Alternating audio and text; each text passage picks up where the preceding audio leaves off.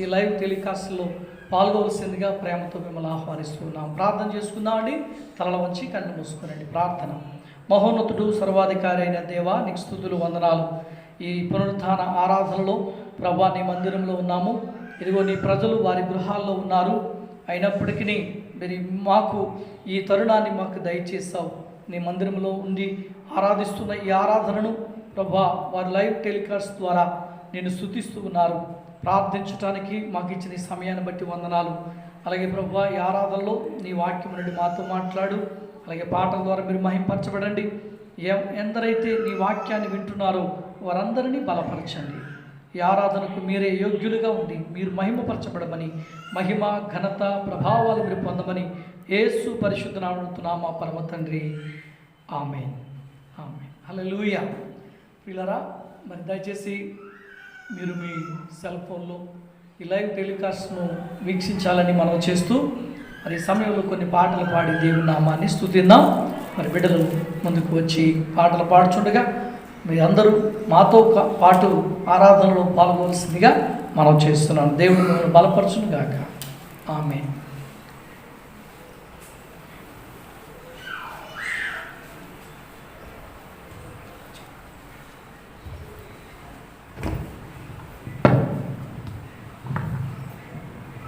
పాటలు పాడి మనం దేవుని స్తుతించుకుందాం. మొదటిగా ఆరంభించదే యేసు నీతో ప్రతిదినం అనే పాట పాడుకుందాం. ఆరంభించదే యేసు నీతో ప్రతిదినం, ఆనందించదే యేసు నీలో ప్రతి క్షణం. ఆరంభించదే యేసు నీతో ప్రతిదినం, ఆనందించదే యేసు నీలో ప్రతి క్షణం. ఆస్వాదించదే నీ మాటల మాధుర్యం, ఆస్వాదించదే నీ మాటల మాధుర్యం. ఆరాధించదే నిన్నే నిత్యం, ఆరాధించదే నిన్నే నిత్యం. ఆరంభించదే యేసు నీతో ప్రతిదినం, ఆనందించదే యేసు నీలో ప్రతి క్షణం. నీ సన్నిధిలో ప్రతి ఉదయం ఆలించెదనీ మధుర స్వరం. నీ సన్నిధిలో ప్రతి ఉదయం ఆలించెదనీ మధుర స్వరం. అరుణోదయమున నీ సహవాసం, అరుణోదయమున నీ సహవాసం. నింపును నాలో నూతన ధైర్యం, నింపును నాలో నూతన ధైర్యం. ఆరంభించదే యేసు నీతో ప్రతిదినం, ఆనందించదే యేసు నీలో ప్రతి క్షణం. నీ చిత్తముకై ప్రతి విషయం అర్పించెదనీ కృప కోసం. నీ చిత్తముకై ప్రతి విషయం అర్పించెదనీ కృప కోసం. వేకువ జామున నీ ముఖ దర్శనం, వేకువ జామున నీ ముఖ దర్శనం. పెంచును నాలో ఆత్మవిశ్వాసం, పెంచును నాలో ఆత్మవిశ్వాసం. ఆరంభించదే యేసు నీతో ప్రతిదినం, ఆనందించదే యేసు నీలో ప్రతి క్షణం. నా పెదవులతో ప్రతి నిమిషం స్తుతించెదనీ ఘననామం. నా పెదవులతో ప్రతి నిమిషం స్తుతించెదనీ ఘననామం. దిన ప్రారంభమున నీ ప్రియ ధ్యానం, దిన ప్రారంభమున నీ ప్రియ ధ్యానం. కాల్చును నాలో అహము సర్వం, కాల్చును నాలో అహము సర్వం. ఆరంభి ఆనందించదయేసు నీతో ప్రతిదినం ఆనందించదయేసు నీలో ప్రతి క్షణం ఆరంభించదయేసు నీతో ప్రతిదినం ఆనందించదయేసు నీలో ప్రతి క్షణం ఆస్వాదించదని మాటల మాధుర్యం ఆస్వాదించదని మాటల మాధుర్యం ఆరాధించద నిన్నే నిత్యం ఆరాధించద నిన్నే నిత్యం ఆరంభించదయేసు నీలో ప్రతిదినం ఆనందించదయేసు నీలో ప్రతి క్షణం. హల్లెలూయా హల్లెలూయా. మరి ఒక పాట పాడదాం.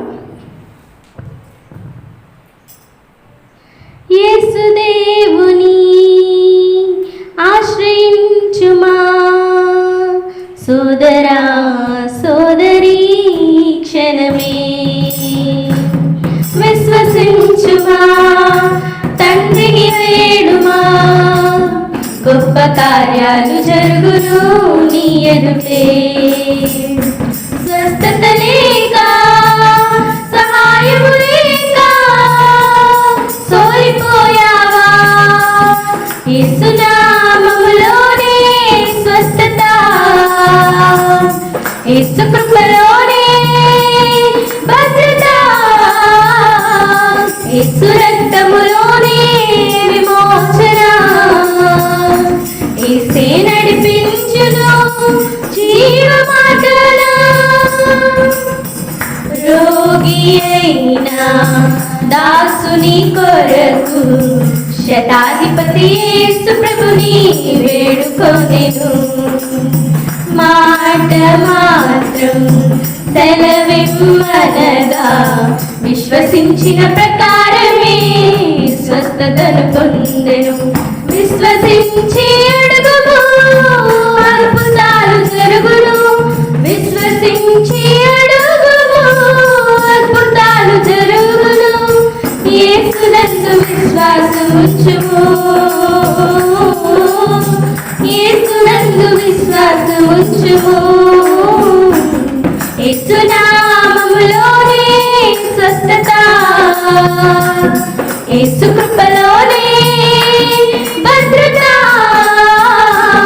యేసు రక్తములోనే విమోచన యేసే నడిపించును జీవ మార్గాన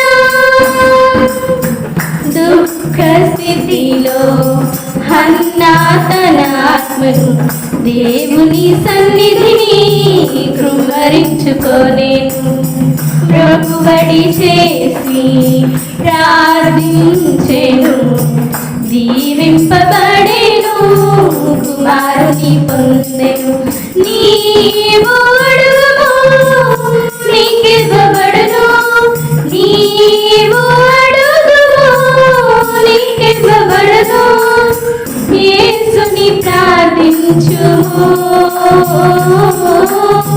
యేసుని ప్రార్థించుము యేసునామములోనే స్వస్థత యేసు కృపలోనే భద్రత యేసు రక్తములోనే విమోచన యేసే నడిపించును జీవ మార్గాన శోధనలెన్నైనా సమస్తమును కోల్పోయినా యోగు వంటి విశ్వాసం గమనించుమా యథార్థతతో నిరీక్షించెను రెండంతల దీవెనలు పొందుకొనెను సహనము చూపుము సమకూడి జరుగును సహనము చూపుము సమకూడి జరుగును యేసునందు నిరీక్షించుము యేసునందు నిరీక్షించుము యేసునామములోనే స్వస్థత యేసు కృపలోనే భద్రత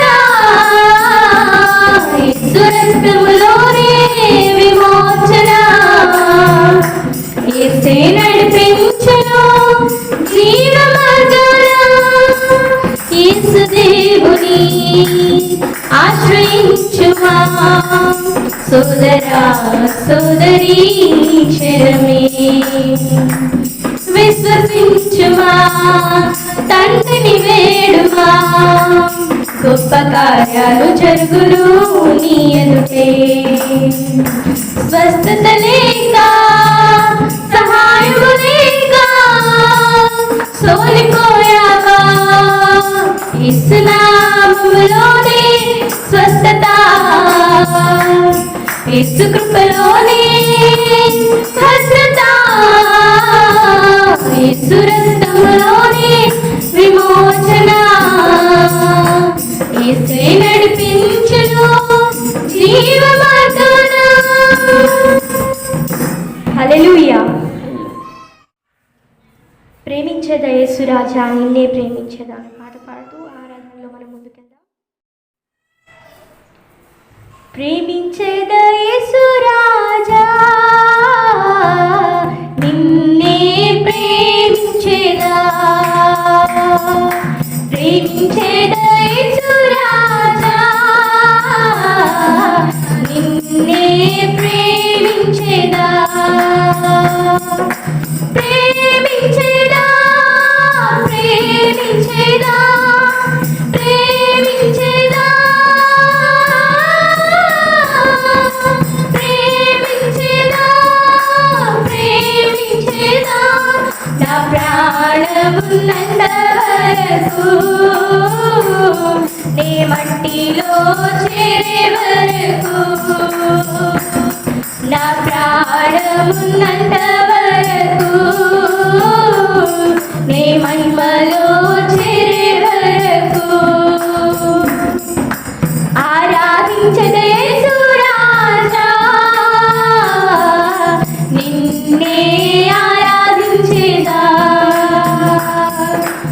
ఆరాధించదే యేసు రాజా నిన్నే ఆరాధించేదా ఆరాధించేదా ఆరాధించేదా ఆరాధించేదా ఆరాధించేదా ఆరాధించేదా నా ప్రాణమున్నంత వరకు నే మట్టిలో చేరే వరకు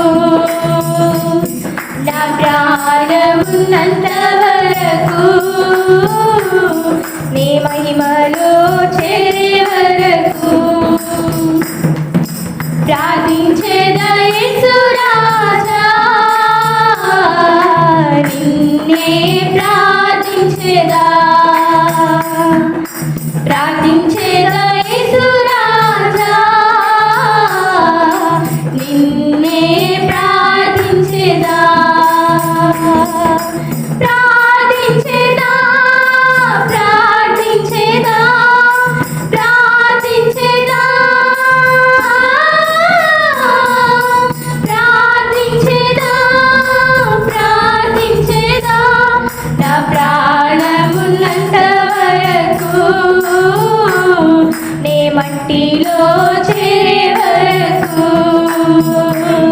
నా ప్రాణమున్నంత వరకు నీ మహిమలో చేరే వరకు సేవించేదా యేసు రాజా నిన్నే సేవించేదా సేవించేదా యేసు రాజా నిన్నే సేవించేదా సేవించేదా సేవించేదా సేవించేదా సేవించేదా సేవించేదా నా ప్రాణమున్నంత వరకు నే మట్టిలో చేరే వరకు నా ప్రాణమున్నంత వరకు నీ మహిమలో చేరే వరకు జీవించేదా యేసు రాజా నీకై జీవించేదా జీవించేదా యేసు రాజా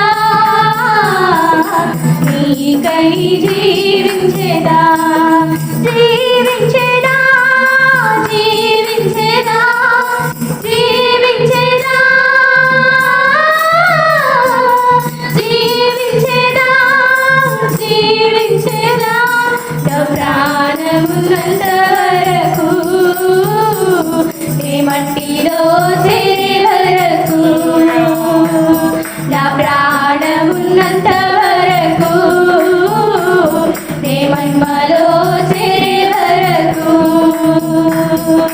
ప్రేమించేదా యేసు రాజా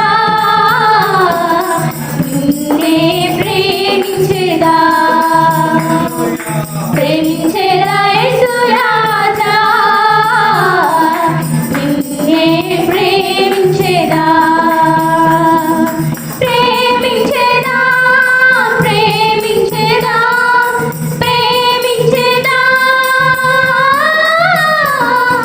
ప్రేమించేదా ప్రేమించేదా నా ప్రాణమున్నంత వరకు నీ మట్టిలో చేరే వరకు నా ప్రాణమున్నంత వరకు నీ మహిమలో చేరే వరకు నా ప్రాణమున్నంత వరకు నీ మట్టిలో చేరే వరకు నా ప్రాణమున్నంత వరకు నీ మహిమలో చేరే వరకు నా ప్రాణమున్నంత వరకు నీ మట్టిలో చేరే వరకు నా ప్రాణమున్నంత వరకు నీ మహిమలో చేరే వరకు.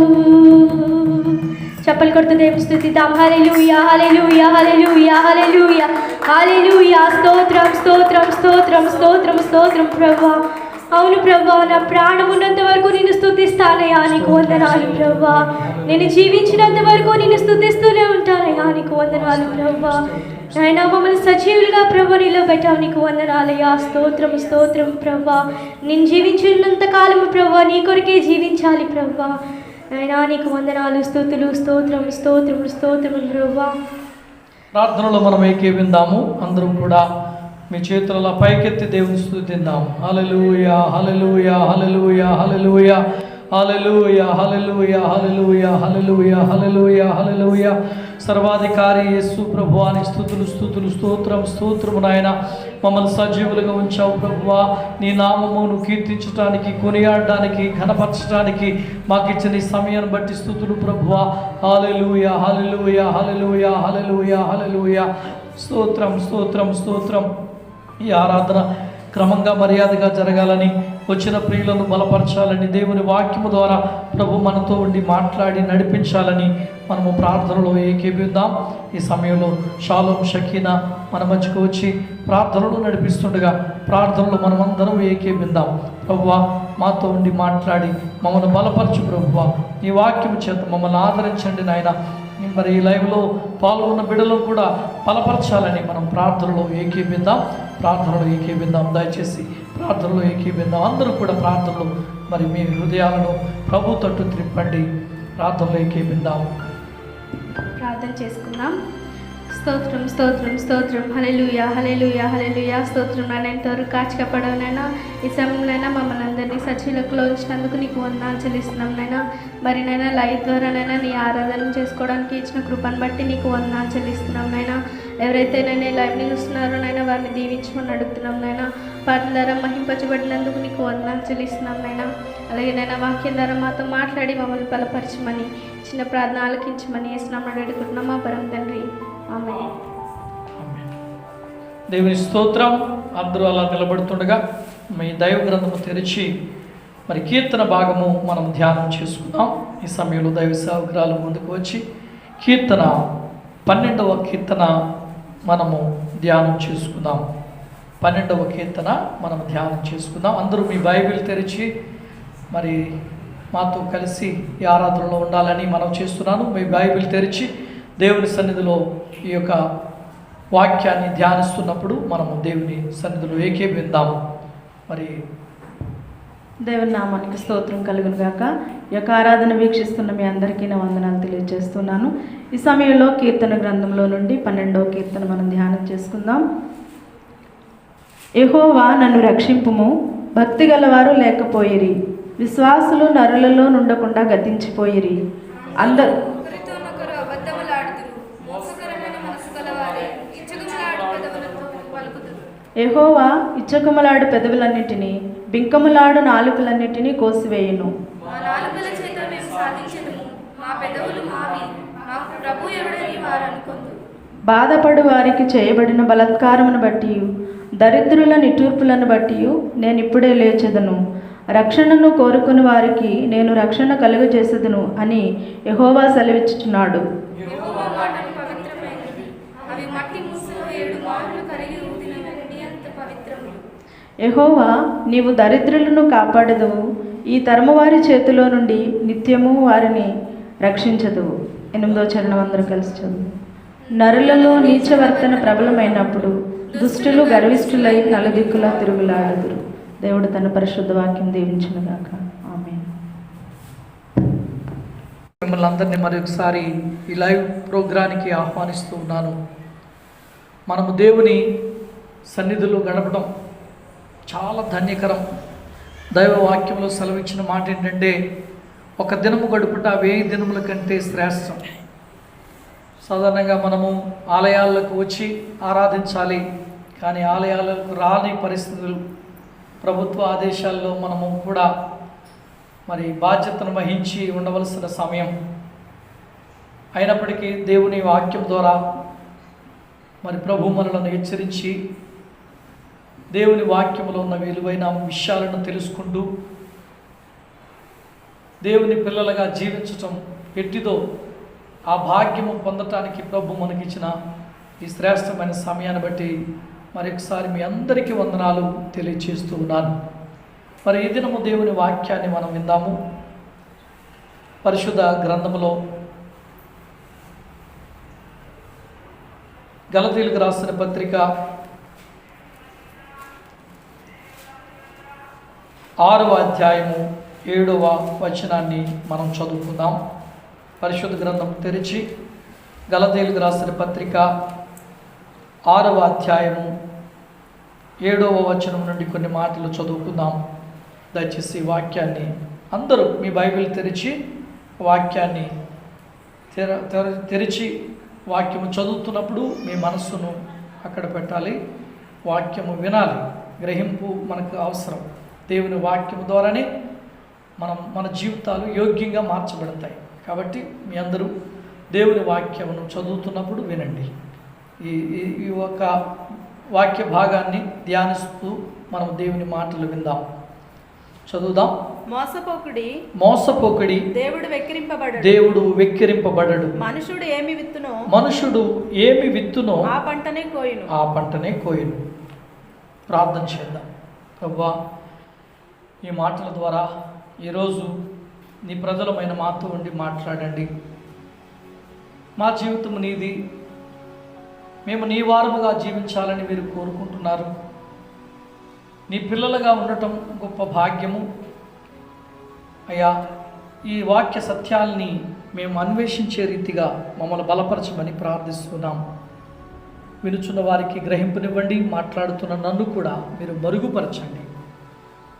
ఈ వాక్యము ఎన్నో మార్లు మేము వినవచ్చు, కానీ ఒకవేళ మా హృదయంలోనికి వెళ్ళకపోతే దాని ఫలితము మేమేమి సంపాదించుకోలేము. ఈరోజు ఈ పునరుద్ధాన ఆరాధనలో నీ వాక్యముతో మాట్లాడమని యేసు పరిశుద్ధ నామమున తండ్రి, ఆమేన్. ప్రియులారా, గమనించండి. పరిశుద్ధ గ్రంథంలో గలతీయులకు రాసిన పత్రికలో ఈ 6వ అధ్యాయము 7వ వచనం నుండి ఎన్నో పర్యాయాలు దేవుని వాక్యాన్ని మనం చదివాం. మోసపోకుడి దేవుడు వెక్కిరించబడడు, మనుషుడు ఏమి విత్తునో ఆ పంటనే కోయును. మోసపోకుడి దేవుడు వెక్కిరింపబడడు, మనుషుడు ఏమి విత్తునో ఆ పంటనే కోయును. ఈ వాక్యం వింటున్నప్పుడు మనం మన జీవితాన్ని అర్థం చేసుకోవాలి. మన జీవితము ముఖ్యంగా 2 ప్రాముఖ్యమైన విషయాలు ఉన్నాయి మన జీవితానికి. ఒకటి, మానవుడు దేవునిచే సృజించబడిన వాడై ఉన్నాడు. సృజించబడిన మానవుడు దేవునికి సొత్తు అయితే లేక దేవుని కుమారుడిగా జీవిస్తే అతడికి నిత్య జీవం ఉంది అని వాక్యం సెలవిస్తుంది. ఒకవేళ అతడు దేవునిని గూర్చి పట్టించుకోకుండా ఉంటే లేక దేవుని గూర్చిన బాధ్యత లేని వ్యక్తిగా జీవిస్తే అతడు నాశన పాత్రుడవుతాడు అని రెండు భావాలు ఈ సమయమందు దేవుని వాక్యంలో నుండి మనం నేర్చుకోబోతున్నాం. జ్ఞాపం చేసుకుందాం. ఈ లోకంలో మనం జీవిస్తున్నది 70 సంవత్సరాలు లేక అధిక బలం ఉంటే 80 సంవత్సరాలని చెప్పబడింది. ఇది సత్యం. మనుషుని ఆయుష్ కాలము దేవుడు నియమించాడు. ఒకవేళ అంతకన్నా ఎక్కువగా జీవించాలని అనుకుంటే ఆయాసం దుఃఖముతో తప్ప మరి ఏ రకంగా కూడా బలవంతుడిగా ఉండలేడు. అందుకని దేవుని వాక్యాన్ని ఒకసారి మనం ప్రశ్నించుకుందాం, పరిశీలన చేసుకుందాం. మనలను మనం మోసగించుకుంటున్నామా లేక దేవుడిని మోసగించాలని ప్రయత్నం చేస్తున్నామా? దేవుని వాక్యంలో సెలవిచ్చినట్లుగా ఒకసారి ప్రశ్నించుకుందాం, మనం ప్రశ్నించుకుందాం. ఆయన అంటాడు, మోసపోకుడి, దేవుడు వెక్కిరించబడడు. మోసపోకుడి, దేవుడు వెక్కిరించబడడు. మనుషుడు ఏమి విత్తునో ఆ పంటనే కోయును. ప్రతిఫలము ఆశిస్తున్న మనము, ప్రతిఫలమును కోరుకుంటున్న మనం ఏం పని చేస్తే, మనం ఎలా జీవిస్తే అలాంటి జీవితమే వస్తుంది. మనం ఎలాగ ప్రవర్తిస్తే అటువంటి ప్రవర్తనే మనకు వస్తుంది. మనం ఏ పంట వేస్తే ఆ పంటే వస్తుందండి. మంచి విత్తాం అనుకోండి, మంచి కోస్తాం. చెడు విత్తితే చెడు కోస్తాం. ఈ సత్యము అందరికీ తెలుసు, ఈ భావం అందరికీ తెలుసు. మంచిగా జీవిస్తే, నేను మంచి జీవితాన్ని జీవిస్తే మంచిగా ఉంటానండి, నేను చెడుగా జీవిస్తే చెడు నాకు వస్తుందండి, అందరికీ తెలుసు. మానవుని ప్రతి ఒక్కరికి కూడా మంచి చెడులు తెలుసు. ఇది ప్రారంభంలో దేవుడే నరులను సృజించి ఏదేను తోటలో ఉంచినప్పుడు ఆదామవులకు కూడా అట్టి ఆజ్ఞను ఇచ్చాడు. మీరు శ్రేష్టమైన వాటిని తినండి, ఈ తోటలో మిమ్మల్ని నేను ఉంచాను, ఈ తోట అంతటి కూడా ఏలుకోవచ్చు, మీరు శ్రేష్టమైన ఫలాలన్నీ మీ కొరకు ఉన్నాయి, వాటన్నిటిని భుజించవచ్చు. కానీ మంచి చెడులు తెలిపే ఆ వృక్ష ఫలం తినకూడదు, తింటే చచ్చిపోతాయి. దాని ఫలం ఏంటంటే మరణం వస్తుంది. నేను చెప్పిన మాటను లేక ఆజ్ఞను వినకపోతే మీరు మీ జీవితమును నష్టపరుచుకుంటారు. అందుకే 2 స్థితిగతులను దేవుడు మన ముందుంచాడు. ఒకటి మరణము, ఒకటి జీవం. మరణము ఎన్నుకుంటున్నామా, జీవములో జీవిస్తున్నామా? జీవ ప్రదాత అయిన దేవుడు మేలు కోరి చెప్పిన మాట లేక ఆయన ఆజ్ఞలను, ఆయన కట్టడలను, విధులను నేర్చుకోవడం మనకు శ్రేష్టం. కానీ అవి కాకుండా దేవుడు చెప్పిన మాట వినకుండా మనము మన సొంత అభిప్రాయాలను, సొంత జ్ఞానముతో జీవిస్తూ ఉన్నప్పుడు మన స్వనాశనమును మనము స్థాపించుకుంటాం. మన ఫలం అలా ఉంటుంది. అందుకే ఈరోజు ఈ లేఖనాన్ని మనం జ్ఞాపకం చేసుకుందాం. మోసపోకుడి, దేవుడు వెక్కిరించబడ్డాడు. ఏమి విత్తుతావు అదే పంటను నీవు కోస్తావు, అదే పంటను నువ్వు కోస్తావు. జ్ఞాపకం చేసుకుందాం. ప్రియులరా, ఒక మాట మీరు దేవుని వాక్యంలో నేర్చుకుందాం. చూడండి, పరిశుద్ధ గ్రంథములో పాత నిబంధన గ్రంథమైన లేవీకాండము, పరిశుద్ధ గ్రంథములో జ్ఞాపకం చేస్తాం. 26వ అధ్యాయము 3వ వచనం నుండి కొన్ని మాటలు చదువుకుందాం. పరిశుద్ధ గ్రంథములో లేవీకాండము 26వ అధ్యాయము 3వ వచనం నుండి కొన్ని మాటలు చదువు. మీరు నా కట్టడలను బట్టి నడుచుకొని నా ఆజ్ఞలను ఆచరించి వాటిని అనుసరించి ప్రవర్తించిన ఎడల మీ వర్షాకాలములలో మీకు వర్షమిచ్చుదను, మీ భూమి పంటల నిచ్చును, మీ పొలముల చెట్లను ఫలించును. మీ ద్రాక్ష పండ్ల కాలము వరకు మీ నూర్పు సాగుచుండును. మీరు తృప్తిగా భుజించి మీ దేశములో నిర్భయముగా నివసించెదరు. ఒక మాట మనం ఆగి ఆలోచన చేద్దాం. లేవికాండంలో పాత నిబంధన గ్రంథములో లేవికాండంలో చెప్పిన మాటలు ఆలోచన చేద్దాం. ఇక్కడ మీరు నా కట్టడలను బట్టి నడుచుకుని నా ఆజ్ఞలను అనుసరించి వాటిని అనుసరించి ప్రవర్తించిన ఎడల ఆచరించి వాటిని అనుసరించి ప్రవర్తించిన ఎడల మీరు వర్షాకాలంలో మీకు వర్షమిచ్చేదను, మీ భూమి పంటలను నిచ్చెదను, మీ పొలముల చెట్లను ఫలించును, మీ ద్రాక్ష పండ్లు కాలము వరకు మీ నూర్పు సాగుచుండును. మీరు తృప్తిగా భుజించి మీ దేశంలో నిర్భయముగా నివసించుదురు. నిర్భయముగా, భయము లేకుండా జీవిస్తారు. ఒక మాట చెప్పండి, భయము ఎప్పుడు వచ్చిందండి? ఎప్పుడు వస్తుంది భయం? మనము భయపడతాం కదా. ఎప్పుడు భయం వస్తుందంటే ఒక వ్యక్తి తప్పు చేస్తున్నప్పుడు, ఒక వ్యక్తిలో తాను పాపి అని తెలుసుకున్నప్పుడు భయం వస్తుంది, కొరత వస్తుంది, భయం వస్తుంది, లేము కలుగుతుంది, వ్యాధి వస్తుంది, శోధనలు వస్తున్నాయి, ఇబ్బందులు వస్తున్నాయని మానవుడు భయపడుతున్నాడు. ఇంకా చెప్పాలంటే మరణం వస్తుంది అని భయపడుతున్నాడు. మరణం వస్తుంది, మరణం అందుకే కదా దాక్కుంటున్నాం.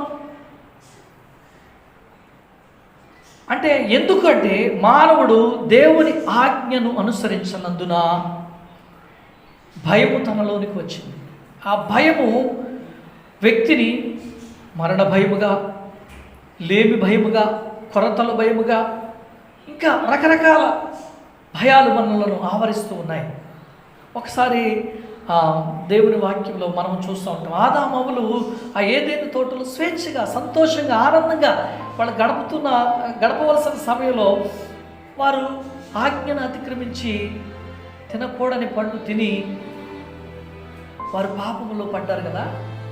అప్పుడు ప్రభువు పిలిచాడు వారిని, ఆదామా నువ్వు ఎక్కడున్నావు అంటే చెట్టు పొదలలో దాక్కున్నాడు. ఎందుకు అలా జరిగింది? వారు అంతవరకు స్వేచ్ఛగా, సంతోషంగా ఉండవలసిన వారు దేవుని ఆజ్ఞను మీరి స్వేచ్ఛను కోల్పోయారు, దాక్కవలసి వచ్చింది. పాపము ఎప్పుడు కూడా చెప్పండి, ఆజ్ఞ అతిక్రమము పాపం కదా. ఆజ్ఞను అతిక్రమించి పాపము చేస్తే దాక్కవలసి వస్తుంది. నేటి ప్రజలమైన మనమందరం రోగము వస్తుంది అని దాక్కుంటున్నాము.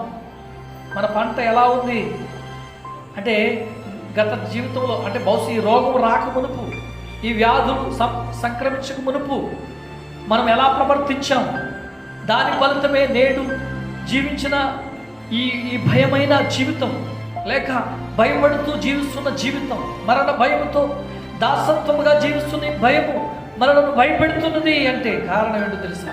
గతంలో మనం జీవించిన జీవితం. మనము ఉడికి రక్తము, బలమైన వ్యక్తులు, సామర్థ్యత కలిగిన వాళ్ళం, జ్ఞానం కలిగిన వాళ్ళం, గొప్ప వాళ్ళమని విర్రవీగుచూ ఉంటాం. దేవుని భయం మనకు అక్కర్లేదు అనుకుంటాం. దేవుని సహాయం కూడా మనకు అవసరం లేదని మనం నిత్యము తలుస్తూ ఉంటాం. అయితే నేటి దినాన్ని ఒకసారి ప్రశ్నించుకోండి, మనందరము ప్రశ్నించుకోవాల్సిన వారమై ఉన్నాం. ఎందుకండి మనం దాక్కుంటున్నామండి? ప్రభుత్వాలు చెప్తున్నాయి, మీరు దాక్కోండి, మీరు ఇంట్లోనే ఉండండి, అసలు ఎక్కడ వెళ్ళొద్దు, వెళ్తే మీకు అంటుకుంటుంది, మిమ్మల్ని బట్టి మరి ఒకరికి అంటుకుంటుంది, మరణం అంతా తరుపుకొస్తుంది అని చెప్పి. అంటే మన ఫలితం ఎలా ఉంది? నేను ఏదో అపనిందలు వేయటానికి చెప్పట్లేదు ఈ వాక్యం. దేవుడు తన ప్రజలకు మంచి విషయాలు బోధిస్తాడు, శ్రేష్టమైన వ్యక్తులుగా మనలో ఉండాలని కోరుతున్నాడు. కానీ మనము నష్టం చేసుకోమని కోరుకుంటలేదు. దేవుని ఉద్దేశం అది కాదు. దేవుడు ఎప్పుడు కూడా ప్రేమామయుడు అని చెప్పబడింది. తన ప్రజలను ప్రేమిస్తాడు, తన జనాంగాన్ని ప్రేమిస్తాడు. తాను నిర్మించుకున్న ప్రజలకు ఆయన ప్రేమామయుడు. ఆ ప్రేమామయుని యొక్క మాటకు మనమందరము లోబడవలసిన వారమై ఉన్నాం. అందుకని ఆజ్ఞను అనుసరించాలి. ఆజ్ఞను అనుసరించకపోతే అది అంటాడు, మన పొలము లేక మన పంట చేలు, వర్షము సకాలంలో వర్షాలు కురవక పంటలు పండట్లేదు. వర్షాకాలంలో ఎండాకాలంలో ఉంది, ఎండాకాలం వర్షాకాలంలో ఉంది. మనకి అందరికీ తెలిసిన విషయమే. మనము మన శక్తి బలము చేత వర్షాన్ని కురిపించుకోలేము. ప్రభువు ఆజ్ఞాపిస్తే ఆయన నిర్ణయ కాలం ముందు ఆ వర్షము వర్షిస్తుంది. అది పంటలకు తోడ్పడుతుంది, నీ దాహాన్ని తీరుస్తుంది, నీ జీవితమునకు జీవాధారం అవుతుంది. దేవునిపై ఆనుకోవాలండి ప్రియులరా. మన బలము మన జ్ఞానముతో జీవించుతూ మనం గొప్ప ప్రయత్నాలు చేస్తున్నాం కాదు. అందుకే గతంలో మనం జీవించిన జీవితం ఈరోజు ఈ ఫలితాన్ని అనుభవించవలసి వస్తుంది. మనం చేసిన తప్పులు, మన అపరాధములు, మన పాపములు మనకు శిక్షావిధి కలిగిస్తున్నాయి. అందుకని నువ్వు మోసపోతున్నావే, మోసపోకుడి. దేవుడు వెక్కిరించబడ్డాడు. నీవేది విత్తుతావో అదే పంటను కోస్తావు, అదే పంటను కోస్తావు.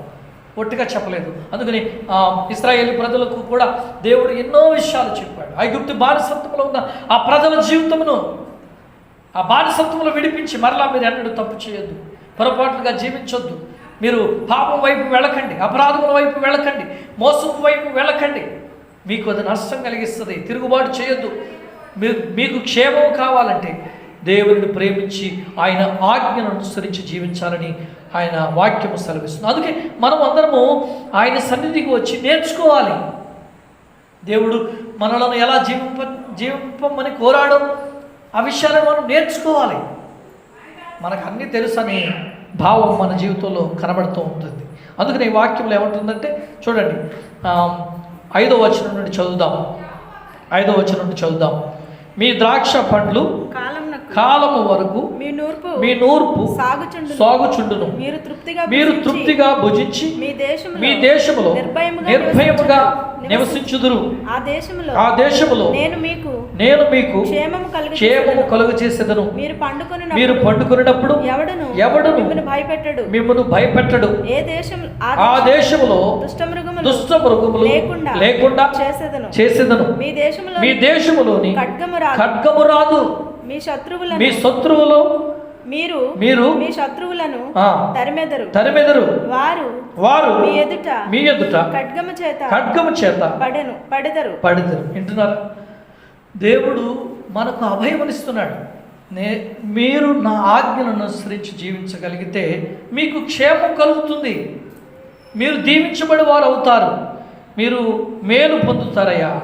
కానీ మీరు నా ఆజ్ఞలను అనుసరించి నడవనందున, మీరు నా కట్టడల యందు నిలిచి ఉండనందున మీ జీవితము ఇంకా దేవుని వాక్యంలో చూద్దాం. లేవీకాండంలోనే 14వ వచనం చదువుదాం. 11 నుంచి చదవండి. 11 నుంచి కొన్ని మాటలు. నా మందిరమును మీ మధ్య ఉంచెదను. మీ యందు నా మనస్సు అసహ్యపడదు. నా మందిరములో మీరు నివసించాలి. మీరే నా మందిరముగా జీవిస్తుంటే నా మనస్సు ఆనందంగా ఉంటుంది, అసహ్యపడదు. నేను మీ మధ్య నడిచెదను. మీకు దేవుడనయుందును. మీరు నాకు ప్రజలయుందురు. ప్రియులరా, ఒక్క విషయం ఆలోచించండి. సృష్టికర్త అయిన దేవుడు మీకు దేవుడేనా, లేక మీకేమైనా దేవుళ్ళు ఉన్నారా? ఒకవేళ అలాగుంటే దేవుని ఆజ్ఞను అనుసరించి నడవని వారమై అవుతాం. క్షామం మనకు వస్తుంది, తెగులు మనకు వస్తుంది, రోగం మనకు వస్తుంది, జీవం పోయి నాశనం వస్తుంది. దేవుని వాక్యం స్పష్టంగా చెప్తుంది. అందుకే మనము లేఖనాలు చదువుతున్నప్పుడు పరిశీలనగా ఆలోచించవలసిన వారమై ఉన్నాము. ఇంకొక మాట ద్వితీయోపదేశకాండంలో చూద్దాం. పరిశుద్ధ గ్రంథంలో 30వ అధ్యాయము 15వ వచనం నుండి కొన్ని మాటలు చదువుదాం. ఎందుకంటే జీవము మరణము, లేక జీవము శాపము, ఏది నీవు కోరుకోవాలో ఈరోజు నిర్ణయం చేసుకోవాలి. ఎందుకంటే మోసపోకుడి, దేవుడు వెక్కిరించబడడు. ఏది విత్తుతావు అదే పంట కోస్తావు. దేవుని వాక్యం చదువుదాం. చూడుము నేడు నేను జీవమును మేలును మరణమును కీడును నీ ఎదుట ఉంచి ఉన్నాను. నీవు బ్రతికి విస్తరించున్నట్లుగా నీ దేవుడైన యెహోవాను ప్రేమించి ఆయన మార్గముల యందు నడుచుకొని ఆయన ఆజ్ఞలను కట్టడలను విధులను ఆచరించమని నేడు నేను మీకు ఆజ్ఞాపించుచున్నాను. అట్లు చేసిన ఎడల నీవు స్వాధీనపరుచుకున్నటకు ప్రవేశించు దేశములో నీ దేవుడైన యెహోవా నిన్ను ఆశీర్వదించును. దేవుడు ఆశీర్వదిస్తాడండి, తన ప్రజలను ఆశీర్వదిస్తాడు. మనం ఆశీర్వాదకరంగా ఉండాలి. మనము నిద్రపోతున్నప్పుడు భయపడకూడదు. మన దేశంలో నివసిస్తున్నప్పుడు నిర్భయముగా ఉండాలి. భయంతో ఎవరు దోచుకుంటారో, ఎవరు చంపేస్తారో, ఎవరు నాశనం చేస్తారో. అందుకే కదా మనము మన గృహాలకి తాళం వేస్తాం. ఇప్పుడు మొత్తం దేశానికే తాళం వేస్తాం కదండి. ఏమవుతుందో అని తాళం వేస్తాం. లాక్డౌన్ అంటే అర్థం ఏంటి? ఏమవుతుందో అని. నిర్భయము, భయం లేని స్థితిలో మనం జీవించవలసిన వారము, స్వేచ్ఛగా జీవించవలసిన వారము ఈరోజు బంధించబడిన వారముగా ఉన్నాము. ఎందుకో తెలుసా? పిల్లరా, ఆలోచించండి. మోసపోకుడి, దేవుడు విక్రించబడు. నువ్వు ఏది విత్తుతున్నావో చూడు. నీవు జీవించుచున్న జీవితం కాలంలో నువ్వు అన్యాయం చేస్తున్నావు, దుర్మార్గత కలిగి ఉంటున్నావు, పాపములకు దాసుడు అవుతున్నావు, అపరాధములు నీ జీవితంలో ఉంటున్నాయి, మోసగించుకుంటూ ఉన్నావు, అవిధేయతగా ఉంటున్నావు, తిరుగుబాటు చేస్తున్నావు, సత్యమును బోధిస్తున్న వారిని నీవు ఒప్పుకుంటలేదు, దేవుని ప్రేమను అర్థం చేసుకోవట్లేదు, దైవ సత్యములో జీవిస్తున్నావు. మూర్ఖముగాను, గర్వముగాను, అహంకారముగాను మన జీవితం ఉన్నందున దేవుని ఉగ్రత భరించవలసి వస్తుంది. దేవుని ఉగ్రత తప్పకుండా భరించవలసి వస్తుందండి. ప్రియులరా, మనం ఆలోచన చేద్దాం. దైవ గ్రంథంలో చాలా విషయాలు మనతో చెప్తూ ఉన్నాయి. మన పితరులు వారు అలాగే తిరుగుబాటు చేసి వారు దేవునికి అసహ్యముగా జీవించారు. పిరికివారిగా, భయస్థులుగా, మరణ భయంతో నేడు మన జీవితంలో మరణ భయంతో బ్రతుకుతున్నాం. కారణం ఏంటో తెలుసా? స్వేచ్ఛ లేకపోవడానికి గల కారణం ఏంటో తెలుసా? నీవు జీవిస్తున్న జీవితమే. నీ జీవితం నీది కాదు, విలువ పెట్టి కొనబడినావు. యేసు సిలువలో తన రక్తము చేత విలువ పెట్టి మనల్ని కొన్నాడు. మరి మనము ఆయన సొత్తుగా ఉండవలసిన వారమై ఉండగా మనము మన స్వభావాన్ని అనుసరించి ప్రవర్తిస్తున్నాం. పిల్లరా, ఎందుకంటే ఈ ఉగ్రత వచ్చింది, ఎందుకంటే ఈ కష్టం వచ్చిందండి, ఎందుకు ఈ నష్టం వస్తుంది, ఎందుకు మేము ఇలా బంధించబడ్డామని వేదన పడుతూ దుఃఖముతో ఉంటున్నాం. పిల్లరా, ఎందుకో తెలుసా? మనం జీవిస్తున్న జీవితాన్ని బట్టి, మనం ఏ పంట పండిస్తున్నాం, ఏ ఫలము ఆశిస్తూ జీవిస్తున్నాం. దేవుని వాక్యం చదువుతాం. ఇంకా చదవండి. ఆయన అంటాడు, మిమ్మల్ని దీవించాలని నేను ఆశపడుతున్నాను. 17వ వచనం, అయితే మీ హృదయములు తిరిగిపోయి, అంటే దేవుని నుండి తిరిగిపోయి లోకములోనికి వెళ్ళిపోయాయి, లోకాశల వైపు వెళ్ళిపోతున్నాయి, నేత్రాశల వైపు వెళ్ళిపోతున్నాయి, శరీరాశల వైపు వెళ్ళిపోతున్నాయి. దేవుని తట్టు నీ జీవితం లేదు, లోకము తట్టు ఉంది. నువ్వు తిరిగిపోతున్నావు. నీవు విననొల్లక ఏడవబడిన వాడవై అన్య దేవతలకు నమస్కరించి పూజించిన ఎడల మీరు నిశ్చయముగా నశించిపోదురు అని స్వాధీనపరచుకొనుటకు యోర్దాను దాటిపోవచ్చున్న దేశములో మీరు అనేక దినములు ఉండరనియు నేడు నేను నీకు తెలియచేయుచున్నాను. నేడు జీవమును, మరణమును, ఆశీర్వాదమును, శాపమును నేను నీ ఎదుట ఉంచి భూమి ఆకాశములను మీ మీద సాక్షులుగా పిలుచుచున్నాను. మీ గురించి భూమి ఆకాశములను సాక్షులుగా ఉంచాడు దేవుడు. మనం చేసే ప్రతి పని గూర్చి సాక్ష్యం ఉంటుందండి. నా పని గురించి నేను ఎవరికి లెక్క చెప్పక్కర్లేదు, నేను ఎవరికి తలవంచవలసిన అవసరం లేదని మానవుడు గర్విస్తూ ఉంటాడు. సృష్టికర్త అయిన దేవుడు సృష్టిలోనే భూమి ఆకాశములు నీ మీద సాక్ష్యంగా ఉంచడానికి నియమించాడు. నువ్వు తప్పులో జీవిస్తున్నావా, పొరపాట్లలో జీవిస్తున్నావా, లేక మేలుకరమైన జీవితంలో జీవిస్తున్నావా, దేవునికి దాసుడు అవుతున్నావా, దేవుని ధిక్కరించి జీవిస్తున్నావా, మరణములో ఉన్నావా, జీవములో ఉన్నావా, ఆశీర్వాదంలో ఉన్నావా, శాపములో ఉన్నావా, నువ్వే పంట కోసుకుంటున్నావు, ఏ ఫలితము నీ జీవితంలోకి వస్తుందో యోచన చేయాలని ఈ ఉదయకాలంలో ఈ పునరుద్ధాన ఆరాధనలో ప్రభు పక్షమున నిలబడి చెప్తూ ఉన్నాను. వద్దన్న పని చేయొద్దండి. దేవునికి ఇష్టం కాని పనులు చేయొద్దు. దేవుని ఆయాసపరచొద్దు. మనం ఏ పంట కోస్తున్నాం, ఏ పంటను విత్తుతున్నాం, ఏ పంట కోస్తున్నాం, దేవుని వాక్యంలో సెలవిస్తున్న మాటలు. ఇంకా కొన్ని మాటలు చదువుదాం దేవుని వాక్యంలో. ఆ 19వ వచనం నుండి, నేడు జీవమును మరణమును ఆశీర్వాదమును శాపమును నేను మీ ఎదుట ఉంచి ఉన్నాను. భూమి ఆకాశములను మీ మీద సాక్షులుగా పిలుచుచున్నాను.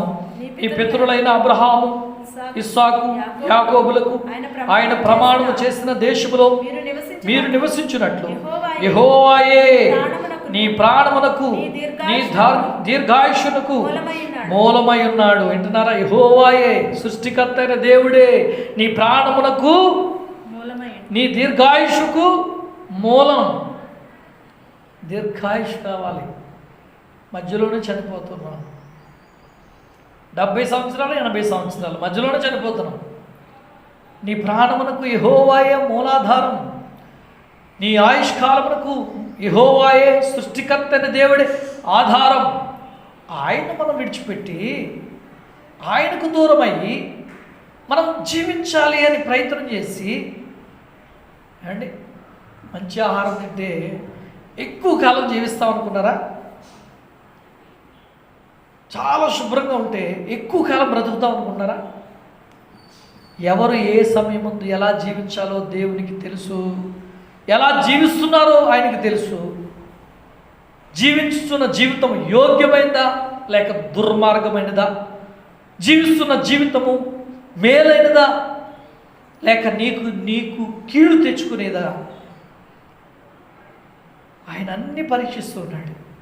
చూడండి వాక్యంలో చాలా చక్కటి మాట, యెహోవాయే నీ ప్రాణమునకు నీ దీర్ఘాయుషుకు మూలమై ఉన్నాడు. అందుకే ప్రతి నరులకు ప్రతి జీవరాశులకు దేవుడు మూలాధారము. ఆయన జీవాధిపతి. జీవాధిపతి అనే దేవుని ప్రేమకు నీవు నేను బద్ధులమై ఉండాలి. ఆయన ఆజ్ఞను, కట్టడలను, విధులను నేర్చుకోవాలి. ఆయన చిత్తమును జరిగించాలి.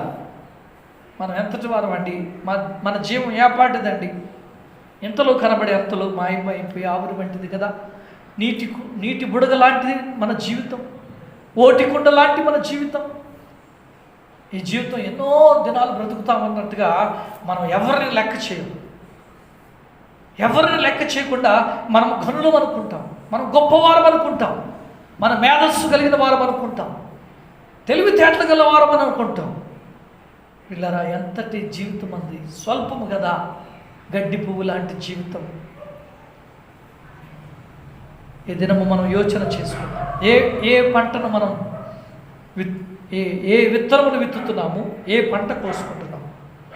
మోసపోకుడి, దేవుడు విక్రించబడ్డాడు. ఏది విత్తుతావో అదే పంట కోస్తావు. ప్రేమను విత్తు, ప్రేమ అనే పంట కోసుకో. దేవుని ప్రేమలో నువ్వు నిలిచి ఉండు. వాక్యం సెలవిస్తుంది. ఇంకా కొంచెం ఈ వాక్యాన్ని ముందుకు చదువుదామండి. కాబట్టి నీవును నీ సంతానమును బ్రతుకుచు నీ ప్రాణమునకు మూలమైన నీ దేవుడైన యెహోవాను ప్రేమించి ఆయన వాక్యమును విని ఆయనను హత్తుకున్నట్లు జీవమును కోరుకోండి. మీరు జీవమును కోరుకోండి. ఆయనను హత్తుకుని ఉండాలంటే మీరు జీవాన్ని కోరుకోండి. ఆ కోరుకోవడానికి నువ్వు అక్కడవే కాదు, నీ ఇంట్లో వాళ్ళందరూ రావాలి. మా బాగా ఉంది, మందిరం మనకి బాగానే ఉంది, నెల అయింది కరెక్ట్గా, పర్వాలేదు, మన ఇంట్లో ఇదే బాగుంది అనుకుంటున్నారు. ఇప్పుడు మంచిగా అలవాటు అయినట్టుందండి అందరికి. బాగా అలవాటు అయినట్టుంది. తినడం, వండుకోవడం, నిద్రపోవడం, ఏదో గుర్తొస్తే ప్రార్థన చేసుకోవడం అన్నట్టుందా? ఇలాగే బాగుంది, కంటిన్యూషన్గా ఉంది. ప్రభుత్వం కూడా మంచిగా అప్పుడప్పుడు డబ్బులు ఇస్తుంది, రేషన్ ఇస్తుంది, పర్వాలేదు తినేసి చక్కగా ఉందాం అని అనుకుందామా? ఇదే జీవితం అనుకున్నారా? ప్రార్థన చేయటం, దేవుని సన్నిధిలో గడపడం, అది మనకు ముఖ్యమండి. మన జీవితంలో ఇది ఆధారం. నువ్వు జీవము కోరుకో. నీవు ఒక్కడవే కాదు, దేవుని వాక్యం వినేది నువ్వు ఒక్కడవే కాదు. ఇప్పుడు ఈ లైవ్లో మీరు ఎంతమంది మీ ఫ్యామిలీతో కూర్చుంటున్నారండి? అంటే చెప్పిన మాట వింటారు కదా. నేను మెసేజ్ పెట్టాను కదా అందరికీ, మీరు మీ సెల్ ఫోన్ ఆన్ చేసుకుని వాక్యాన్ని వినండి అని చెప్పాను కదా. మీరందరూ అక్కడ మీ కుటుంబంతో కలిసి ఉంటే చాలా సంతోషమే. ఎందుకంటే మనకు అవకాశం లేని కారణం బట్టి ఇలా జరుగుతుంది. కానీ మందిరంకు వచ్చినప్పుడు ఇంకా సంతోషకరమైన విషయం. కానీ లేదు అవకాశం. అయితే ఇప్పుడు మీ పిల్లలతో ఉన్నారా? మీ పిల్లలు నిద్రపోనే అన్నారా? ఆరాధన సమయం అవుతుంది, లేచి మనం దేవుని సన్నిధిలో ఇగో మన ఇంటిలోనే ఆరాధన చేసుకుందామని అంటున్నారా? లేక ఆ బాధ్యత లేదా? వాక్యం చదువుదాం. అయితే బైబిల్ చదువుతాం. ఈ 31వ అధ్యాయము ద్వితీయోపదేశకాండంలో 30వ అధ్యాయంలో 12వ వచనం నుంచి చదువుతాం. 12వ వచనం చదువుతాం. 31 మీ దేవుడైన యెహోవాకు భయపడి ఈ ధర్మశాస్త్ర వాక్యమును అన్నిటినీ అనుసరించి నడుచుకున్నట్టు. వింటున్నారా? పురుషులేమి, స్త్రీలేమి, పిల్లలేమి, మీ పురములలో ఉన్న పరదేశులేమి వాటిని విని నేర్చుకున్నట్టుకై అందరినీ పోగు చేయవలను. అందరినీ పోగు చేయవలను. ఎక్కడికి పోగు చేయాలా? తినడానికి కాదు, దేవుని వాక్యం వినటానికి. తినటానికి పోగు చేస్తాం, లేకపోతే ఫలానా దిక్కుని రైస్ ఇస్తున్నారంటే అందరినీ పోగు చేస్తాం. కానీ దేవుని సన్నిధికి పోగు చేయవు. నీ పిల్లలతో ఉన్నావా?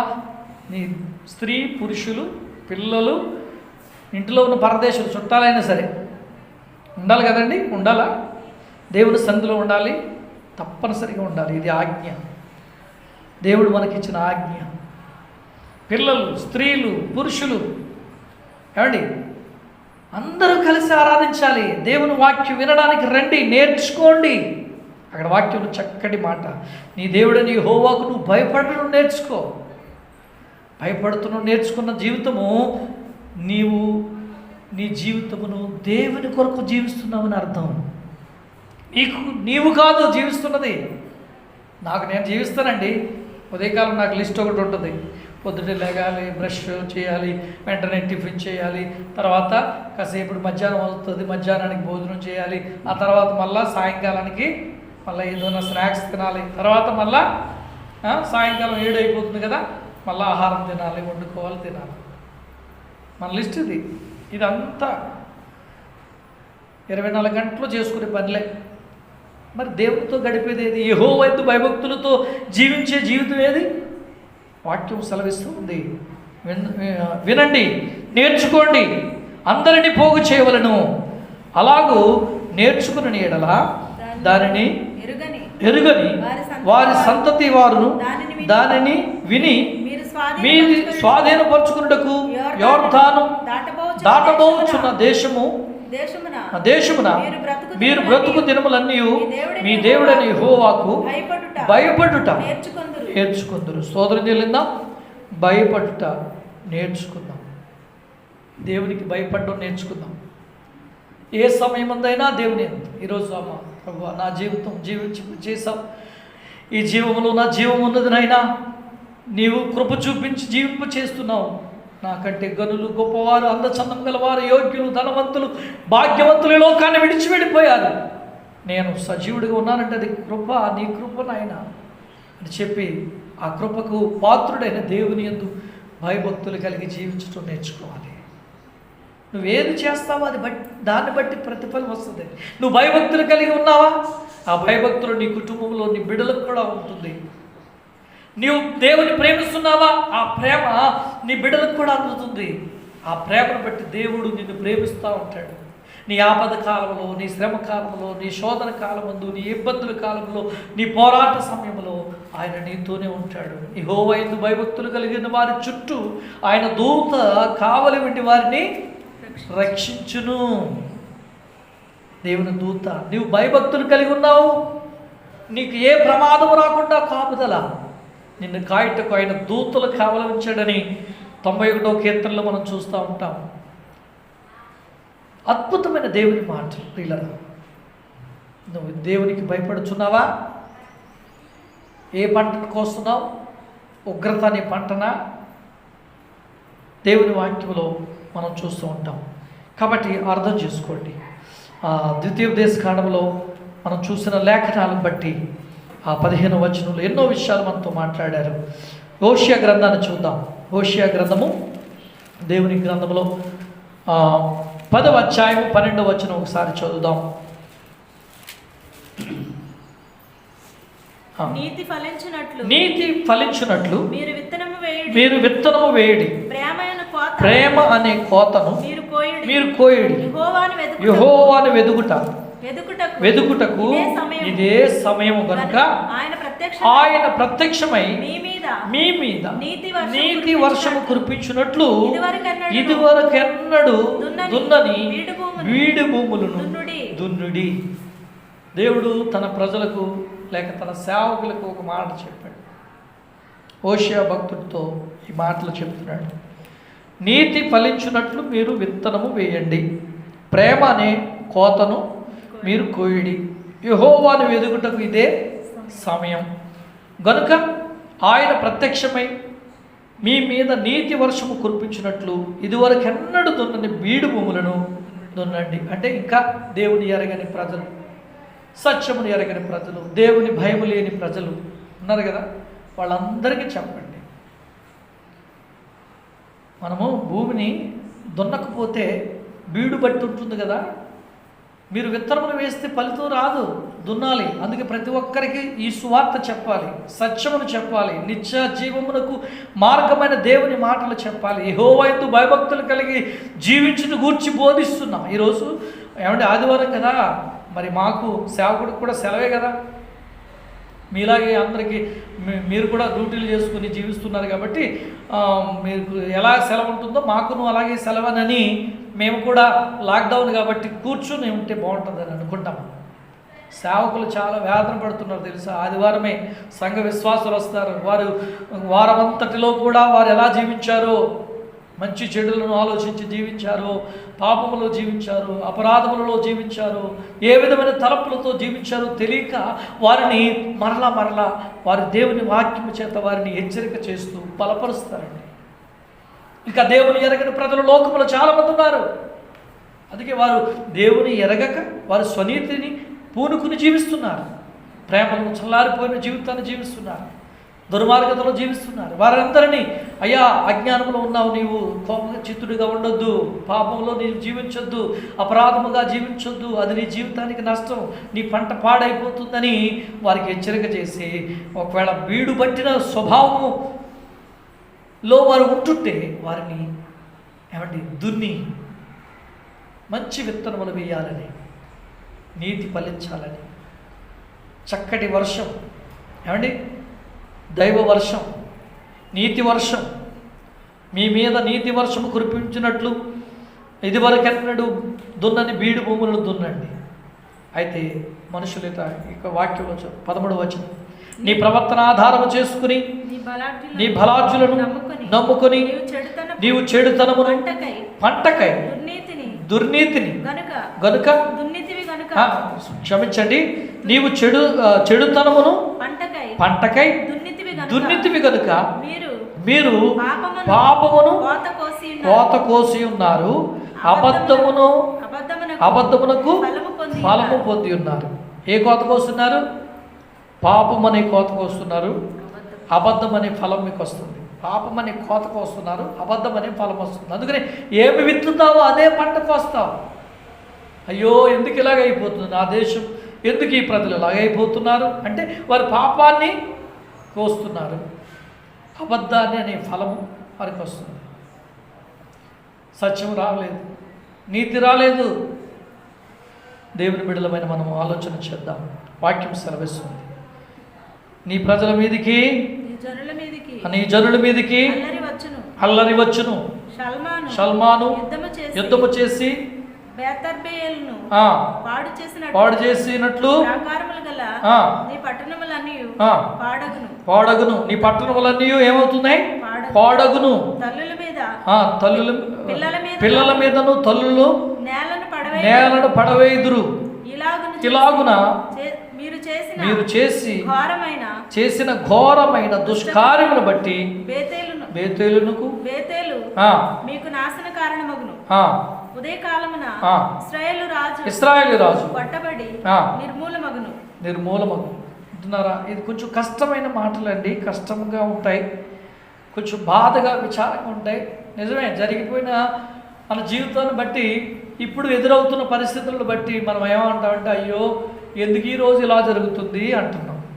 కానీ మనం మునుపు జీవించిన జీవితం భక్తిగా, ప్రేమగా, దేవుని సామర్థ్యతను కలిగి జీవించగలిగితే మరి ప్రేమ అనే పంటను మనం కోస్తాం. కానీ ఇప్పుడు పాపం అనే పంటను కోస్తున్నాం, అబద్ధం అనే ఫలం వస్తుంది, సత్యం లేదు, దుర్నీతి పరులుగా జీవిస్తున్నాం. అందుకే దేవుని వాక్యాన్ని విని నాశనం కాకుండా ఉన్నట్లు, లయము కాకుండా ఉన్నట్లు మనం మన జీవితాన్ని దేవుని తట్టు తిప్పుకుందాం. వాక్యంలో మనకి తెలియచేస్తుంది. అందుకని సామెతల్లో ఒక మాట మనం చదువుదాం. సామెతల గ్రంథము 22వ అధ్యాయంలో 18వ వచనాన్ని దేవుని వాక్యము చెప్తున్న మాటలు కొంత శ్రద్ధగా విందాం. చదవండి. వాక్యంలో మీ అంతరంగమందు వాటిని నిలుపుకొనుట ఎంతో మంచిది. పోకుండా అవి నీ పెదవుల మీద ఉండనిమ్ము. అది నీ పెదవుల మీద ఉండనిమ్ము. నీవు యెహోవాను ఆశ్రయించినట్లు నీకు నీకే గదా నేను ఈ దినమున వీటిని ఉపదేశించి ఉన్నాను. నిన్ను పంపు వారికి నీవు సత్యవాక్యమును ప్రత్యుత్తరం ఇచ్చినట్లు సత్య ప్రమాణము నీకు తెలియచేయటకై ఆలోచనయు తెలివియు గల శ్రేష్టమైన సామెతలు నేను నీ కొరకు రచించింది. సొలొమోను ఈ మాటలు చెప్తున్నాడు. ఈ సామెతలు రచించినవి. అందుకనే మీరు బైబిల్లో సామెతల గ్రంథం బాగా చదవాలి. చాలా జ్ఞానంతో రాశాడండి. సామెతలు చాలా జ్ఞానంతో రాశాడు. సామెతలు అంటే మనం చెప్పుకునే సామెతలు కాదు, పొడుపు కథలు కాదు. మనం చెప్పే సామెతల్లో నీతి ఉండొచ్చు, కానీ అది మనకు మేలు కూడా కాదు. సామెతలలో సొలొమోను అనుభవించి రాశాడు. ప్రసంగి చెప్తాడు కదా, ప్రసంగి అంటే సొలొమోనే ఆ మాటలు చెప్తాడు. ఏమని?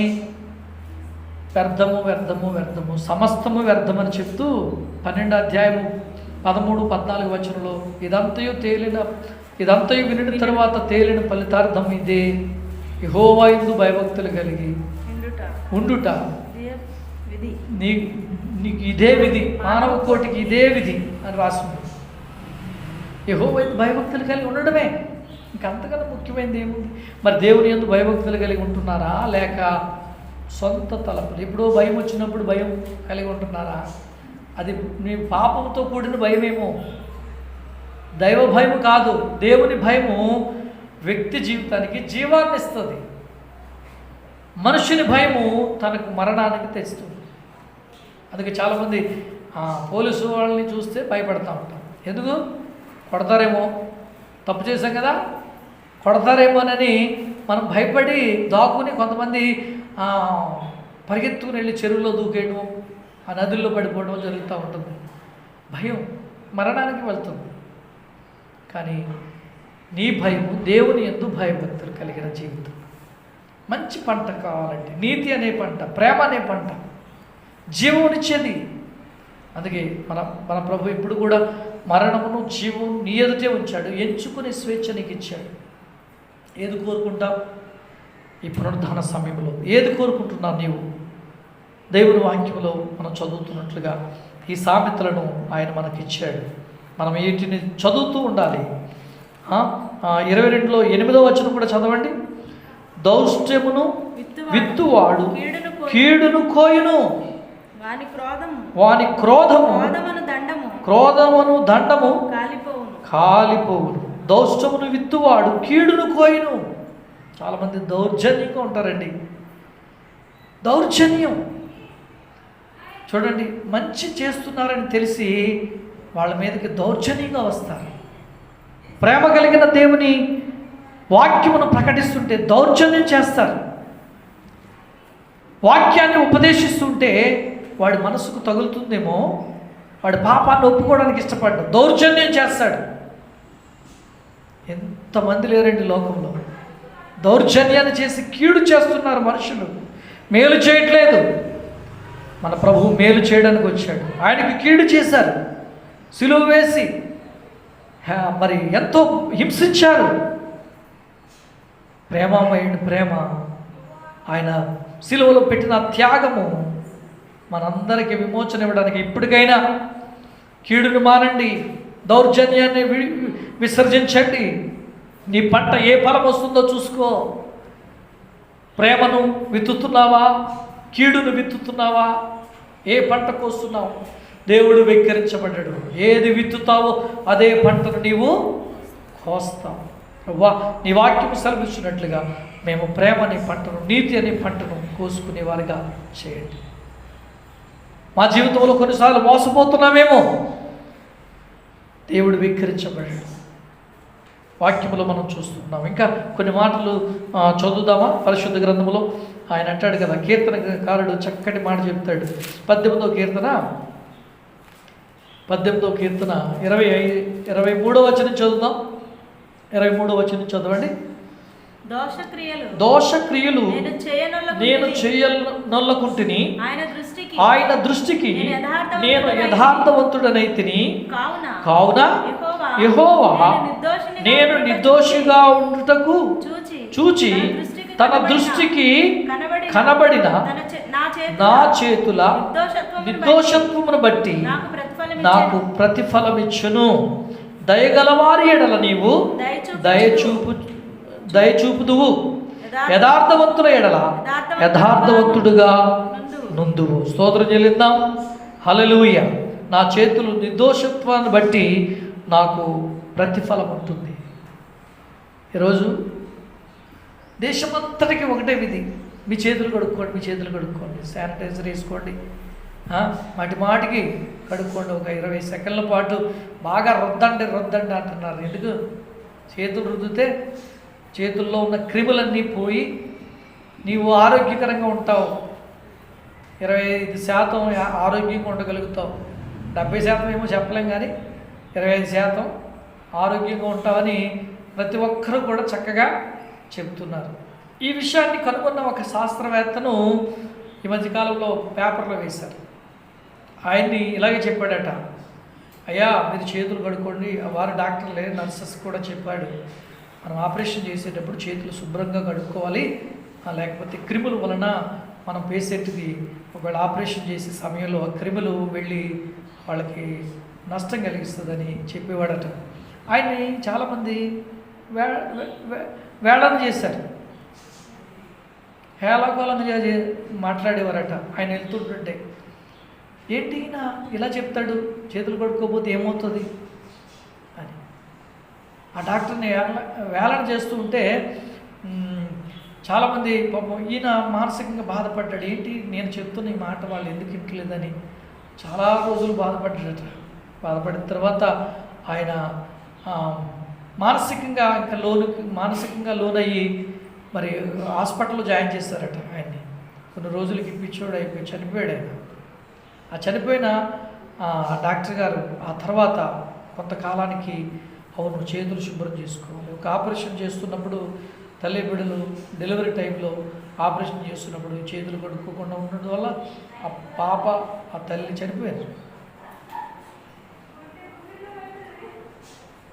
మీరు ఆలోచించండి, ఆ డాక్టర్ గారు చనిపోతే ఆ డాక్టర్ గారిని తర్వాత అర్థం చేసుకుని అయ్యో ఆయన చనిపోయిన ఒక పెద్ద విగ్రహం కట్టించారండి. తర్వాత ఇప్పుడు చెప్పిన మాట విన్నాం కదా, మనం లోబడం కదా. ఇక్కడ అంటాడు దేవుని వాక్యంలో ఆ మాటలు చూడండి, నా చేతులు నిర్దోషత్వమును బట్టి నాకు ప్రతిఫలం వచ్చును. మంచిగా నా చేతులు దుష్కారం చేయలేదు, ఎవరిని ఏలెత్తి చూపలేదు, లేకపోతే నా చేతులు ఎవరిని నష్టపరచలేదు. చేతులను శుభ్రం చేసుకో. యాకోబు పత్రికలో చెప్తాడు కదా, ఏమంటున్నాడు? యాకోబు పత్రిక 4వ అధ్యాయంలో దేవుని వాక్యంలో అంటాడు, పాపులారా మీ చేతులను శుభ్రం చేసుకోండి, ద్విమనస్కులారా పాపులారా మీ చేతులను శుభ్రం చేసుకోండి, ద్విమనస్కులారా మీ హృదయములను ఏం చేయాలంట? పరిశుద్ధపరచుకోండి. మీ హృదయాన్ని పరిశుద్ధపరచుకోండి. ఏ పంటకు వస్తున్నారు, ఏ విత్తనం విత్తుతున్నారో, నీ అరచేతులు ఎవరిని కొడుతున్నాయో, ఎవరిని చూపిస్తున్నాయో, ఎవరికి ద్రోహం చేశాయో కడుక్కోండి, శుద్ధి చేసుకోండి. మరణానికి భయపడి చేతులు కడుక్కుంటున్నావేమో. ప్రాణం దాత అయిన దేవుడు నీకు ఆధారమై ఉండాలని వాక్యం సెలవిస్తుంది. మీ చేతులను శుభ్రం చేసుకోండి, మీ హృదయాంతరంగమును శుభ్రం చేసుకోండి. నీతికి దాసులు అవ్వండి, పాపమును ద్వేషించండి, అపరాధములను ఒప్పుకోనండి, నీతికి దాసులు అవ్వండి. మంచి ఫలము నీకు వస్తుంది. మీ కాలాల్లో కురిసే వర్షం ఆ కాలంలోనే కురుస్తుంది. సాధారణంగా వచ్చే నెలంతట్లో కూడా మనం ఎదురు చూసేది దేనికోసం? మేఘాలు ఎప్పుడు వస్తాయి, వర్షం ఎప్పుడు కురుస్తుంది, పంటలు ఎప్పుడు పండుతాయని. మనం మంచి ఫలం, ఆ పంట ఎందుకండి? మనకు జీవం ఇవ్వడానికే కదా. అలాగే నీ జీవితంలో నువ్వు బ్రతుకుతున్న నీ బ్రతుకు నీకు జీవాన్ని ఇచ్చే బ్రతుకేనా, లేక నీకు నిత్య మరణం ఇచ్చే బ్రతుకా? ఒక్కసారి మిమ్మల్ని మీరు పరీక్షించుకుని దేవుని వాక్యం ద్వారా మన జీవితాన్ని సరిచేసుకుంటూ ఆయన అంటాడు. ఒక చిన్న మాట చదువుదాం. మొదటి పేతురు పత్రిక 3వ అధ్యాయము 9వ వచనం నుండి చదువుదాం. ఆశీర్వాదములకు వారసులగుటకు మీరు పిలువబడితే కనుక కీడుకు ప్రతి కీడు అయినను దోషణకు ప్రతి దోషణైనను చేయక దీవించండి. జీవమును ప్రేమించి మంచి దినములు చూడగోరు వారు చెడ్డదారిని పలుకకుండా తమ నాలుకను కపటపు మాటలు చెప్పకుండా తమ పెదవులను కాచుకొనుడి. అతడు కీడు నుండి తొలగవలను, మేలు చేయవలను, సమాధానం వెదకి దానిని వెంటాడవలను. ప్రభువు కన్నులు నీతిమంతుల మీదను ఆయన చెవులు వారి ప్రార్థనల వైపును ఉన్నవి గాని ప్రభువు ముఖము కీడు చేయవారికి విరోధముగా ఉన్నది. నువ్వు కీడు చేస్తున్నావా, మేలు చేస్తున్నావా? మేలు చేస్తున్నావా? నీ జీవితం ఏమైనది? ఈరోజు ఈ పునరుత్థాన ఆరాధనలో దేవుని వాక్యం చేత మనం హెచ్చరిక చేయబడదాం, మనం బలపరచబడతాం. ప్రభు వాక్యము మమ్మల్ని బలపరుస్తుంది. నీ వాక్యం ముందు నిలిచి ఉండే వారంగా మమ్మల్ని నిలబెట్టమని అడుగుదాం. ఏ పంటకు వస్తున్నావు? మోసపోకడి దేవుడు వెక్కిరించబడడు. నీవేది విత్తుతావో అదే పంటకు వస్తావు. నీ పిల్లలు, నీ కుటుంబం, నీ జీవితం భక్తి కలిగిందైతే భక్తి కలిగిన వారికి కలిగిన జీవితాన్ని బట్టి దేవుడు ఆశీర్వదిస్తాడు. ఒకవేళ భక్తిహీనతగా ఉంటే దాని ప్రతి ఫలమును పొందుతావు. ప్రభా, లోకమంతా, మా దేశమంతా, మా ప్రజలందరూ ఎలా ఉన్నారు? వారి స్వభావం. అందుకే వాక్యము యుద్ధకు వచ్చి మన జీవితాన్ని సరిచేసుకుని బ్రతుకు బాగోకపోతే సరిదిద్దుకుంటూ జీవించవలసిన వారమై ఉన్నాం. ఎందుకంటే దేవుని వాక్యం దిద్దుతుంది, సరిచేస్తుంది. ఆయన ప్రియుల పిల్లలుగా మనం జీవించడానికి యోగ్యత దొరుకుతుంది. ప్రభువా, ఈ పునరుద్ధానం ముందు మాకు అట్టి కృప దయచేయమని ఆయన అడుగుదాం. దయచేసి తలల వచ్చి కళ్ళు మూసుకోండి. మీరు మాతో కలిసి ఏకీవించండి, ప్రార్థనలు ఏకీవించండి. ఒక్కసారి మిమ్మల్ని మీరు ప్రశ్నించుకోండి. ఎన్నో మార్లు ఈ గలతీ పత్రిక 6వ అధ్యాయం 7వ వచనం నుండి ఎన్నోసార్లు నీతో దేవుడు మాట్లాడాడు. నీ ఫలం ఏమై ఉన్నదో చూసావా? ఉగ్రతకు నీవు నియమించబడ్డావా? తెగులుకు నీవు నియమించబడ్డావా? రోగములకు నీవు నియమించబడ్డావా? ఎందుకు ఇది వచ్చింది? దేశాన్ని ఎందుకు కలవరపెడుతుంది? దేశాలను మేము ఎలా జీవించామో, గతంలో మేము ఎలా జీవించామో, మేము ఎలా ప్రవర్తించామో, మా బ్రతుకులో మేము ఎలాగా దేవునికి ఆయాసకరంగా జీవించామో నేడు ఈ ఫలాన్ని పొందుతున్నామయ్యా. మమ్మల్ని క్షమించమని మనం అందరం ఒప్పుకోవాల్సిన వారమై ఉన్నాం. మేము నీతిని, పరిశుద్ధతను, యథార్థతను, నమ్మకత్వమును, దేవుని పరిశుద్ధతలో జీవించుటకు మాకు కృప దయచేయమని అడుగుతాం. మీరు మీ హృదయంలో ఒక నిమిషం ప్రార్థన చేయండి. అలాగా ప్రభువా, నేనేం చేస్తున్నాను? నీ వాక్యమునకు విరుద్ధంగా జీవిస్తున్నానా, లేక వాక్యమందు నేను నిలిచి ఉంటున్నానా? నా బ్రతికేమిటి? ఎంతకాలం నా సుఖ సౌఖ్యాల గురించి నేను ఆలోచించుకుంటూ జీవిస్తున్నానేమో, ఇహలోకంలో ఇది శాశ్వతమని అనుకుంటున్నానేమో. నాకు ఈ లోకం శాశ్వతం కాదు కదా. నాకు 2 మార్గాలు ఉంచావు, ఒకటి నిత్య జీవము, ఒకటి నిత్య నరకం. ఒకటి మేలుకరమైన మార్గం, ఒకటి నాశనకరమైన మార్గం. ఈ మార్గంలో నేను ఉండాలి. నేను దేవుని మోసగించాలనుకుంటున్నానా, లేక దేవుని ఆజ్ఞలు గైకొనాలనుకుంటున్నానా? ప్రేమగల తండ్రి వందనాలు. ఈ లైవ్లో నీ బిడ్డలు వింటున్న వాక్యాన్ని బట్టి స్తుతులు. వారి హృదయంలో ప్రభువా ఈ వాక్యమును వారి హృదయంలో ఫలింప చేయనివ్వండి. ఎందుకంటే మేము నీ వాక్యము ద్వారా మా జీవితం మేలుకరమైన మార్గంలో ప్రయాణం చేస్తుంది. వాక్యం వినడమే కాదు, నేనొక్కడే నేర్చుకోవడం కాదు, లేక మేము మాత్రమే నేర్చుకునేది కాదు. మా కుటుంబంతో కలిసి స్త్రీలు, పురుషులు, పిల్లలు, లేక మా ఇంటిలో ఉన్న పరదేశులు అందరూ కూడా నీ సన్నిధిని, నీ వాక్యాన్ని వినాలి, అంగీకరించాలి, నేర్చుకోవాలి. నీ ఉపదేశమును మా జీవితానికి మంచి ఫలం ఇస్తుంది దేవా. మంచి బ్రతకడానికి యోగ్యంగా మారుస్తుంది నాయన. ఒకవేళ మేము మంచి ఫలము లేని పరిస్థితుల్లో ఉంటే, చేదు ఫలములు ఫలిస్తుంటే, ఈరోజైనా నీ వాక్యమును విని, వాక్యములు చెప్పబడినట్లుగా మోసపోకుడి దేవుడు వెక్కిరించబడ్డాడు, ఏది విత్తుతావో అదే పంటను నువ్వు కోస్తావని చెప్పినట్లుగా నీ వాక్యానికి భయపడి మేలుకరమైన మార్గంలో ప్రయాణించే మనసు మాకు ఇవ్వండి. మా ప్రియ సంఘాన్ని మీరు బలపరచండి. ఇదిగో మందిరానికి రాలేని పరిస్థితుల్లో ఉన్నప్పటికీ లైవ్లో ఈ మాటలు వింటున్నారు. వారిని, వారి కుటుంబాన్ని దీవించండి. ఈ వారమంతా కాపాడావు, ఈ నెలంతటిలో కూడా నీ కృప దయచేసాం. వారి పనులన్నిటిని దీవించండి. ఆహార కొరత రాకుండా సహాయం చేయి. అలాగే ఈ కరోనా వ్యాధి వలన మా దేశాలు నష్టపోతూ ఉన్నాయి, ప్రాణాలు కోల్పోతూ ఉన్నారు. వారికి విడుదల కలిగించండి. అలాగే మా దేశంలో మా నాయకులు, అధికారులు, మా ప్రధానమంత్రి, ముఖ్యమంత్రుల కొరకు, మరి ప్రభు నాయకుల కొరకు, అధికారుల కొరకు ప్రార్థిస్తున్నాము. నీ క్షేమాన్ని మాకు ఇవ్వండి. ఈ కరోనా వైరస్ నుండి మాకు విడుదల కలిగించండి. మాకు స్వేచ్ఛనివ్వండి. ఆరాధించుకునే భాగ్యము దయచేయండి. మా పనులలో మేము ప్రభు మా పరిపాలన చేసుకునే శక్తిని కూడా మాకు దయచేయండి. ఎవరికి ఏ విధమైన కొరత రాకుండా, ఎవరికి ఏ విధమైన నష్టం లేకుండా సహాయం చేయండి. మా దేశ ప్రజలందరికీ దైవ క్షేమమును దయచేయండి. మంచి ఆరోగ్యాలతో నింపండి. అన్నిటికంటే ముఖ్యంగా వారి ప్రాణాత్మల విషయంలో మరి దేవుని జీవము కలిగిన వారుగా జీవించుటకై యెహోవా నీ ప్రాణమునకు దాతని చెప్పావు ప్రభు. మా ప్రాణదాత అయిన మాటకు లోబడి విధేయులుగా జీవించే మనసు మా ప్రియులకు అందించమని, మహిమ, ఘనత, ప్రభావాలను పొందమని యేసు పరిశుద్ధ నామమున మా పరమ తండ్రి ఆమేన్. తండ్రి యొక్క ప్రేమయు, కుమారుని కృపయు, పరిశుద్ధాత్మ కన్యుని సహవాసం ఇప్పుడును మా ప్రియ సంఘమునకును, ఈ లేఖనములు విన్న మా ప్రియులకును, మరి నిత్య జీవిత కృప నీ సన్నిధి సదాకాలము తోడైండునుగాక. ఆమేన్. ఆశీర్వాదంబుల్ మా మీద వర్షింపచేయుమీసా,